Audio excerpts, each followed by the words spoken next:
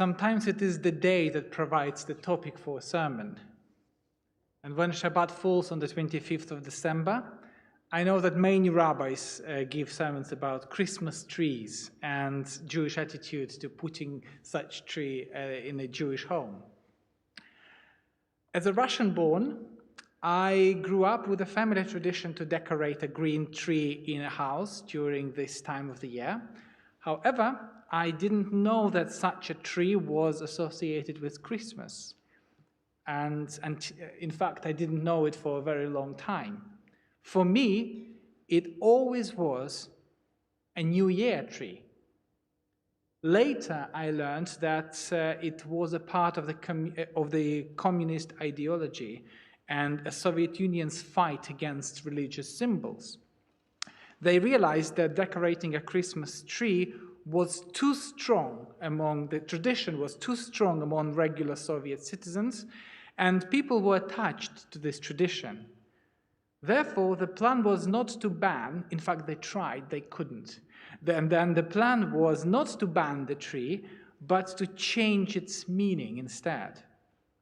So instead of Christmas tree, it was called a New Year tree. Instead of a Christian religious symbol of a star that some people sometimes put on top of the tree, there was a red Soviet star. Instead of a Santa Claus, there was a Grandfather Frost. To address gender equality, a new character was introduced to accompany Grandfather Frost, his granddaughter, Snegurochka, which can be translated as a snow girl in Russian. So, in fact, that part of the tradition is very egalitarian and modern, I would say. So this was a very successful strategy until today, long after the Soviet ideology has been gone. All Russian speakers would still have no religious association with the evergreen tree. Until today, for most of us, it is not a Christmas tree, but a New Year tree, the Novy God in Russian. Nevertheless, the question for Russian-speaking Jewish community remains: can I put a New Year tree in a Jewish household? Even though it has no religious connotation, it is still not exactly a Jewish tradition. So in Israel, for a long time, the New Year's Eve celebrations were associated with Christianity, and the day was referred to as Sylvester, after Pope Sylvester I, who died on the 31st of December. So in addition, January the 1st is considered the Christian New Year, and those who celebrate it are often seen, until today, in some circles in Israel, as out of line with the national Jewish identity. Anti-New Year flyers and chain letters are common in Israel among ultra-Orthodox, especially among ultra-Orthodox Jews. Today, there are over 1 million of Russian-speaking Israelis, 1 in 7 people in the country. Those who brought Novy God traditions with them to Israel found themselves celebrating with curtains down, concerned that disapproving neighbors might think that they were marking Christmas or Sylvester. 6 years ago, a group of Russian-speaking Israeli-born activists, Russian-speaking Israeli-born, that's a very important part of it, introduced Israeli Novy God campaign on social media, producing videos showing ordinary Israelis that the holiday was not what they thought it was, and offering to host them at Novy God, the New Year gatherings. The campaign was successful, and today over 70% of Israelis know the phrase Novy God. This is a completely Russian word, but most Israelis would know that, and understand that it has no religious connotation, and in fact embrace it. Some Israelis now celebrate it too. This campaign was successful because the people who organized it were culturally in the right place. They were born and educated in Israel and they knew how to address regular Israelis. At the same time, they grew up in a Russian-speaking cultural environment at home and knew exactly what they were speaking about. These activists serve as a bridge between two cultures, Israeli and Russian-speaking. Both sides trusted them, and only they could make this change happen. This week's Torah portion presents a similar case.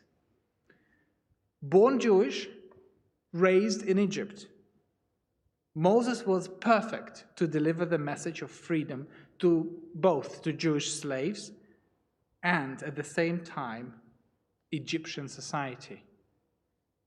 According to the story, Moses was the only person in such position. The brave decision of midwives and desperate attempt to save the child by his family led to Moses being the perfect person to become a bridge between Jewish and Egyptian cultures.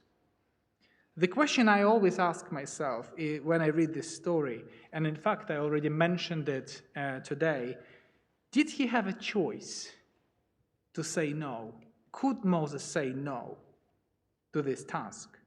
Could he refuse to go and deliver the message to the Pharaoh? In fact, he tried. The first response was that he was the wrong person. He asked to find somebody else. Please, not me. Why me? Find somebody else. But his plea was rejected. This leads to a logical question. Is there a free will in Judaism? Or there is an illusion of a free will? We think that we have choice, but in fact we don't. Do we have freedom of choice, or everything goes according to a plan? In fact, Genesis 15, many chapters before, in the story, in the beginning of Abraham's journey, even before Abraham was called Abraham, when Abraham was called Abram, God predicts, God basically says that slavery will happen. God said to Abram, "Know for sure that your seed will live as foreigners in a land that is not theirs, and will serve them. They will afflict them 400 years. I will also judge the nation whom they will serve. Afterwards, they will come out with great wealth." Genesis 15, now in the book of Exodus. Often Torah presents the story as an orchestrated sequence of events. Joseph was sold to Egypt not because his brothers were cruel, but because God planned it this way. In fact, Joseph says it himself.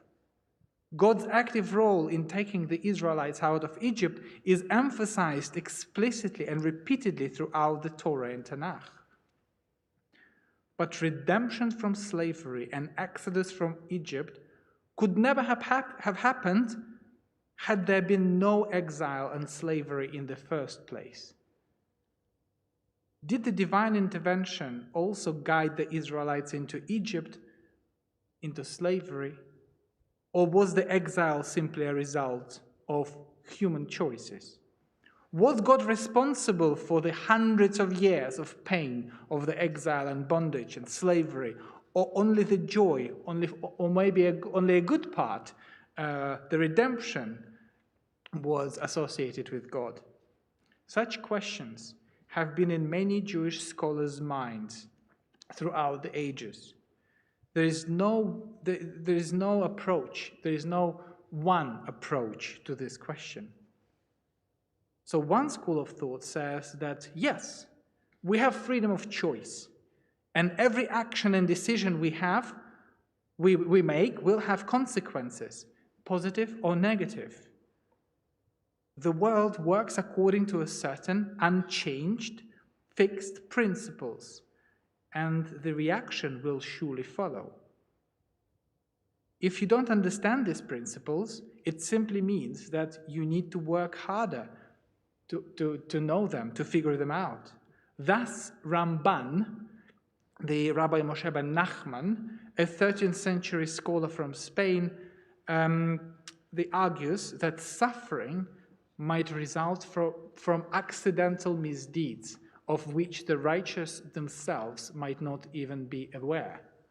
And an example he gives is that, yes, it is true it was necessary for the Jewish family to go to Egypt to survive the famine, the 7 years of famine, but they shouldn't have stayed afterwards.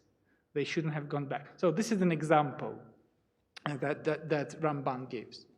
Another approach belongs to Rabbi Hasdai Kreskas, who also lived in Spain, but 100 years later, 14th century. He wrote that people might believe that their choice is free, but in reality, they are not, because something always determines their decision. Kreskas therefore concludes that human will is free in certain respects, but limited in others, in fact limited in most. Every individual makes a free choice, but it is, and he goes even further and says that every individual, yes, makes a free choice, but it is a combination of many people's predetermined decision, or it's a combination of many people's decisions that makes God's plan. So each of us has freedom of choice, but a combination of different choices of many people will lead to the outcome that is planned. Everything is foreseen, yet free will is given. Pirkei Avot, chapter 3.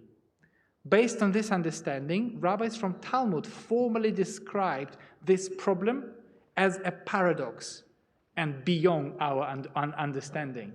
So rabbis of Talmud did not come to any conclusion about the question of a free will. And this reminds me of a really good joke, good old joke, about a Christmas tree and a rabbi. So a congregant comes to a rabbi and asks, Rabbi, I know that I'm Jewish, but I grew up with a Christmas tree in a family. Can I put a Christmas tree? And Rabbi thought and said, well, if you ask me, if you ask a rabbi, me as a rabbi, I say no, because it is not a Jewish symbol. The same person on the Christmas Eve happened to walk by the rabbi's house and looks at the window, and what he sees? A Christmas tree in the rabbi's house. Angry congregant comes to the rabbi's house, knocks at the door, says, Rabbi, did I ask you whether I can put a Christmas tree in my house? Yes, you did. Did you say no? That's correct, I said no. Why did you put a Christmas tree? Well, I didn't ask anyone. Rabbi Soloveitchik reflected on the question of free will and the problem of predetermined suffering. He concluded, Rabbi Soloveitchik is a leading rabbi for what's called modern Orthodox Judaism. He concluded that we could never really know why people get undeserved suffering in this world, or whether we have a freedom of choice. Therefore, it is much more helpful not to ask. Instead, we should focus on something that is possible and realistic, pragmatic, and our experience of afflictions, for example, should be used to educate, free, and help as many people as possible. Instead of questioning why God allows injustices and refuses freedom, we should ask ourselves why we do. Shabbat Shalom.